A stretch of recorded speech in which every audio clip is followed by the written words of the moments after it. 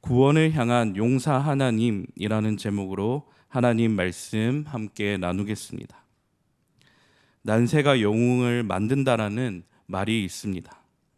역사의 전환점이나 혼란스러운 시기에 흐름을 바꾼 인물들은 시대를 불문하고 우리에게 큰 울림을 줍니다. 동서양을 대표하는 난세의 영웅 3명을 꼽으라고 하면 삼국지의 실질적인 주인공이자 후한 말기의 혼란을 잠재우고 위나라의 기틀을 닦은 중국의 조조, 임진왜란이라는 국가 존망의 위기에서 조선을 구해낸 최고의 명장 바로 이순신, 그리고 프랑스 혁명 이후에 극심한 혼란을 종식시키고 유럽 전역에 혁명의 정신을 전파한 나폴레옹을 들 수 있을 것입니다. 우리는 이 세 사람을 난세를 구한 영웅이라 부릅니다. 지금 이 세상도 난세입니다. 인류 역사의 수레바퀴는 어김없이 과거나 현재나 별반 다르지 않다라는 것이죠.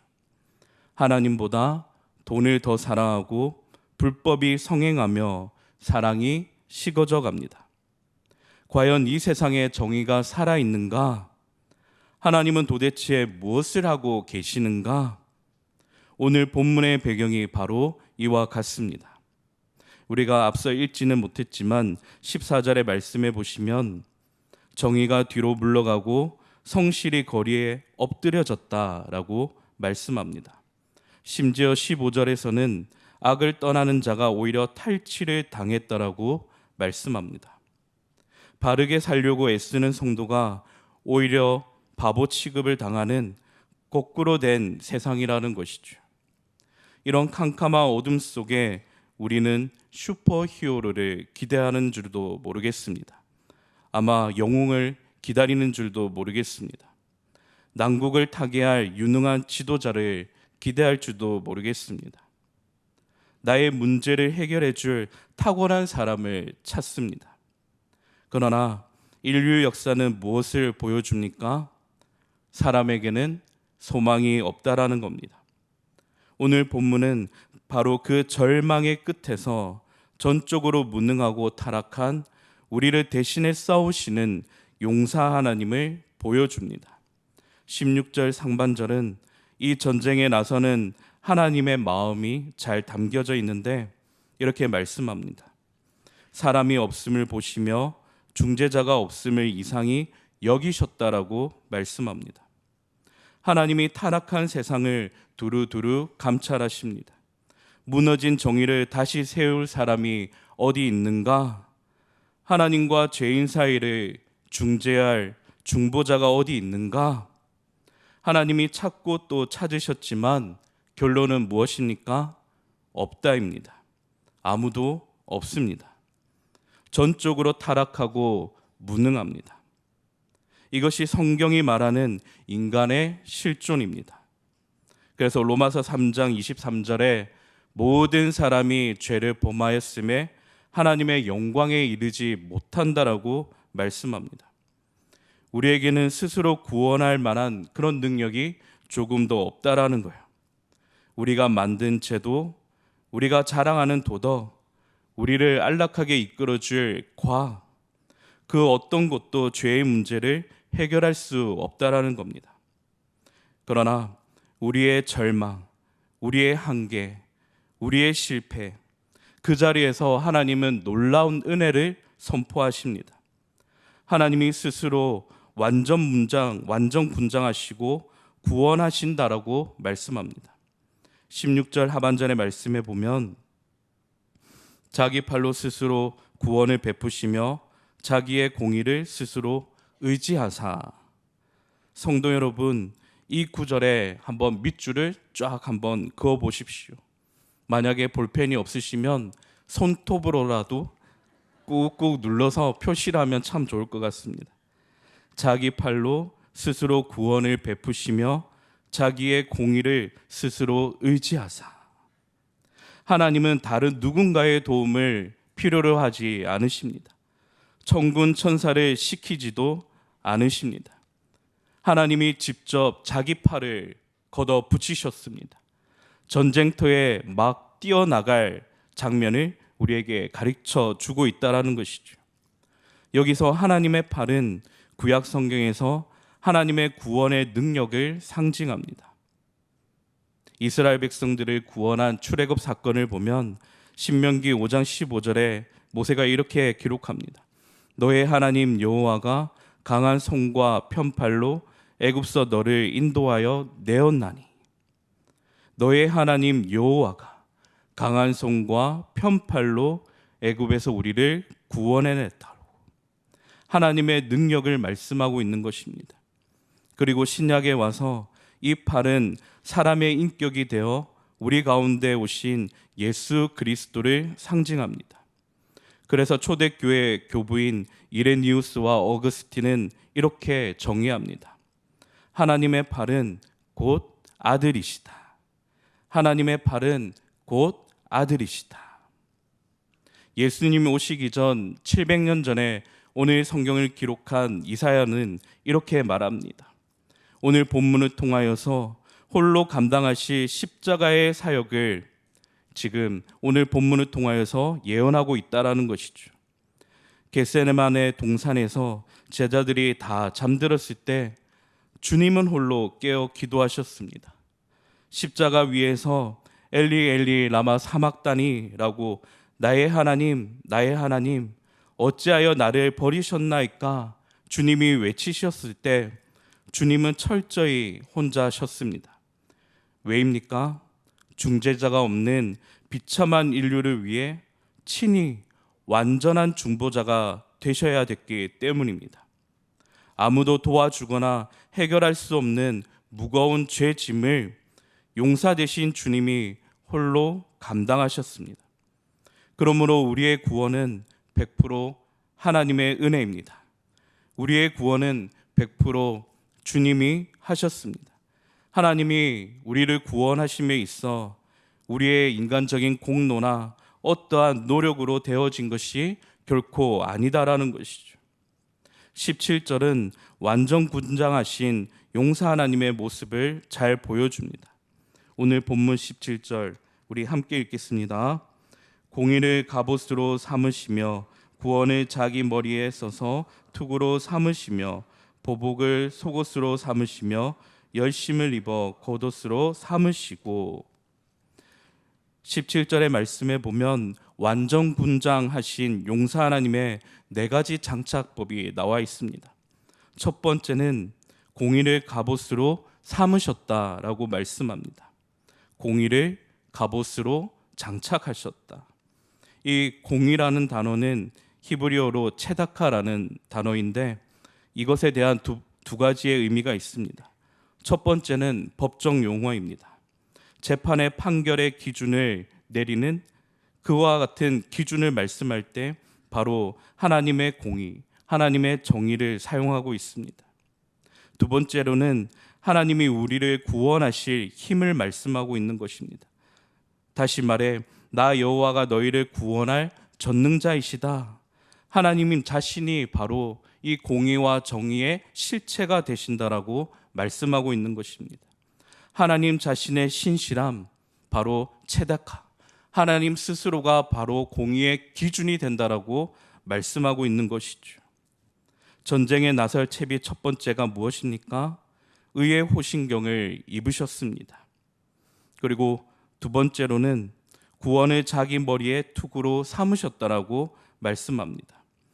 여기서 구원은 히브리어로 예슈아라는 단어인데 투구는 전쟁에서 머리를 보호하는 헬멧입니다. 이 전쟁의 궁극적인 목적이 구원이라는 겁니다. 계속해서 세 번째로는 보복을 속옷으로 삼으셨다. 보복을 다른 말로 하면 복수입니다. 그리고 속옷을 틸보셰트라는 히브리어 단어인데 이것은 의복을 의미합니다. 그런데 갑옷에 덮여 있으니 개역개정은 이것을 속옷으로 번역했습니다. 하나님은 자기 백성을 죄에서 구원하시기 위해 사탄을 밟아 복수하시는데 그 복수심이 마치 의복을 입으신 것처럼 하나님 전체를 덮으셨다라고 우리는 해석할 수 있을 것입니다. 그리고 네 번째로는 열심을 입어 겉옷으로 삼으셨다라고 말씀합니다. 여기서 겉옷은 외투를 의미합니다. 고대 근동 문화에서 외투가 상징하는 것은 높은 권위와 승리를 상징합니다. 하나님의 열심으로 전쟁에서 반드시 승리할 것을 말씀하고 있는 겁니다. 이처럼 하나님이 완전군장하신 이유는 무엇입니까? 사랑하는 자기 백성을 치고 있는 악과의 거룩한 전쟁을 위해 하나님께서 직접 그 구원하심을 위해 나서시겠다라는 겁니다. 사랑하는 성도 여러분, 이 치열한 전쟁이 어디에서 일어났습니까? 2000년 전 골고다 언덕입니다. 십자가는 하나님의 공의와 하나님의 사랑으로 원수 마귀를 깨뜨리고 이긴 승리의 역사입니다. 우리는 종종 내 힘으로 마귀와 싸우려다 지치고 낙심합니다. 그러나 기억하십시오.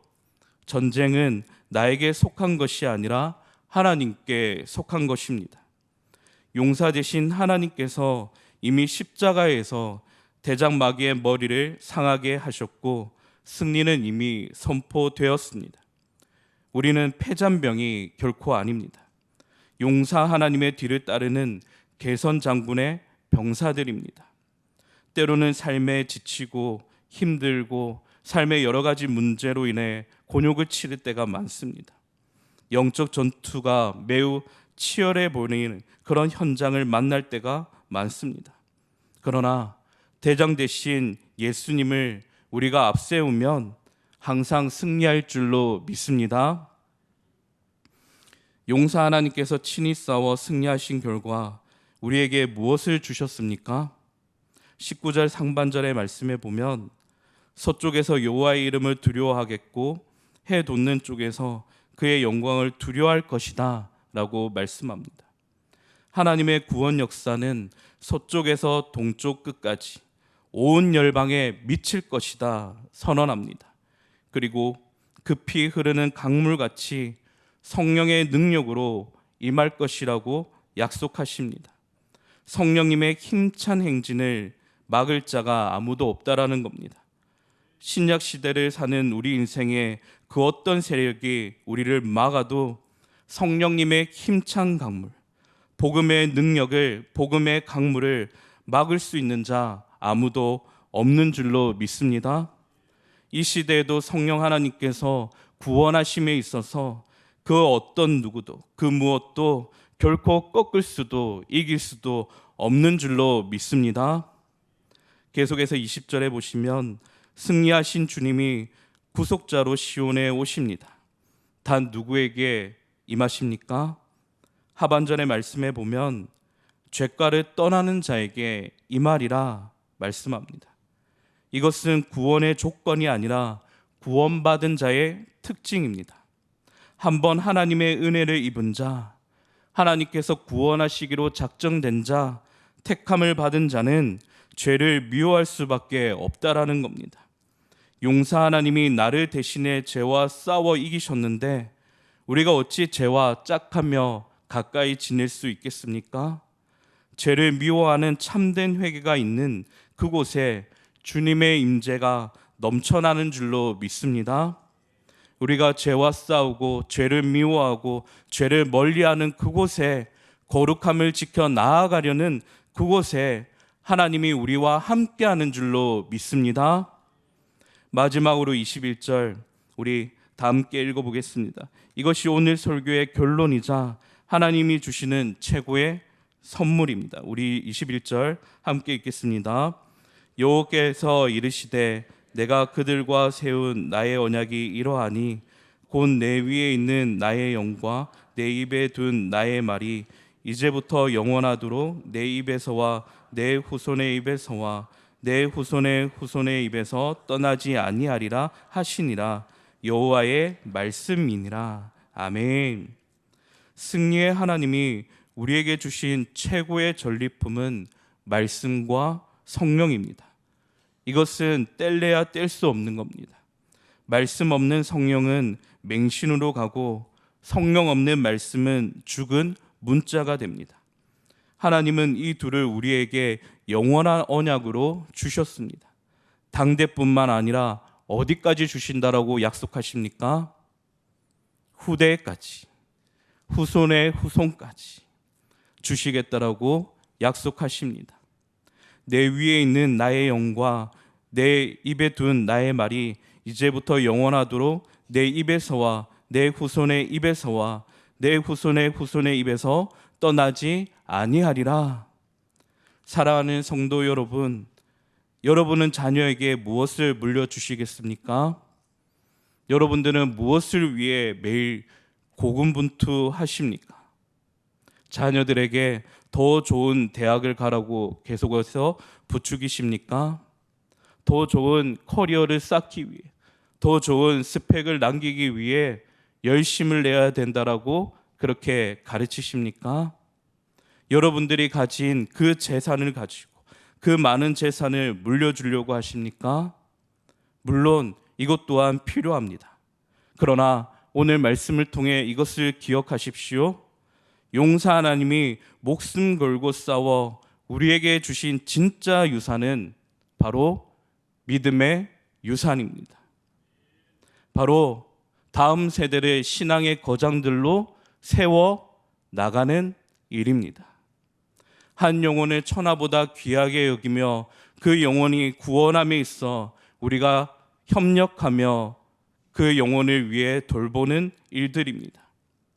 하나님은 이처럼 하나님의 말씀을 통해 자녀들에게 이 신앙의 유산을 흘러 가도록 우리에게 사명을 주셨습니다.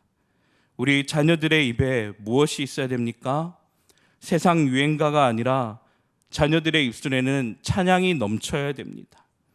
사랑하는 자녀들의 입술에는 불평과 원망이 아니라 감사가 넘쳐나야 됩니다. 살아있는 하나님의 말씀이 입술에, 그리고 머리에, 가슴에, 그리고 손과 발에 머물러야 됩니다. 그러려면 어떻게 해야 됩니까? 먼저는 신앙의 유산을 남겨주려면 부모인 내가 먼저 하나님 말씀에 바른 신앙인이 돼야 됩니다. 내가 먼저 믿음 있는 자로 세워져야지만 그 사랑하는 자녀들에게 무엇을 남겨줍니까? 믿음을 유산으로 하나님의 말씀을 증거하며 남겨줄 수 있다라는 겁니다. 부모인 여러분의 입술, 부모인 여러분의 가슴과 손과 발에 항상 하나님의 말씀이 있기를 축복합니다. 모두가 성령 충만하시길 축복합니다. 여러분이 말씀과 기도와 성령에 사로잡힌 부모가 되면, 여러분이 먼저 말씀과 기도로 사로잡힌 중직자가 되면 자연히 그 물결이 자녀들에게로 흘러갈 것입니다. 세상이 어둡고 정의가 없다라고 절망하지 마십시오. 내 안에 선한 것이 하나도 없다라고 낙심하지 마십시오. 지금 하나님께서 친히 팔을 걷어붙이신 용사 하나님이라고 우리와 영원토록 함께 하시겠다라고 약속하십니다. 이번 한 주간 살아가실 때 여러분의 등 뒤에서 든든한 방패와 산성이 되신 하나님의 살아계심을 경험하시길 바랍니다. 항상 하나님의 크신 팔에 안기어 자유와 기쁨을 누리시는 우리 대청의 모든 성도님들 되시길 축복합니다.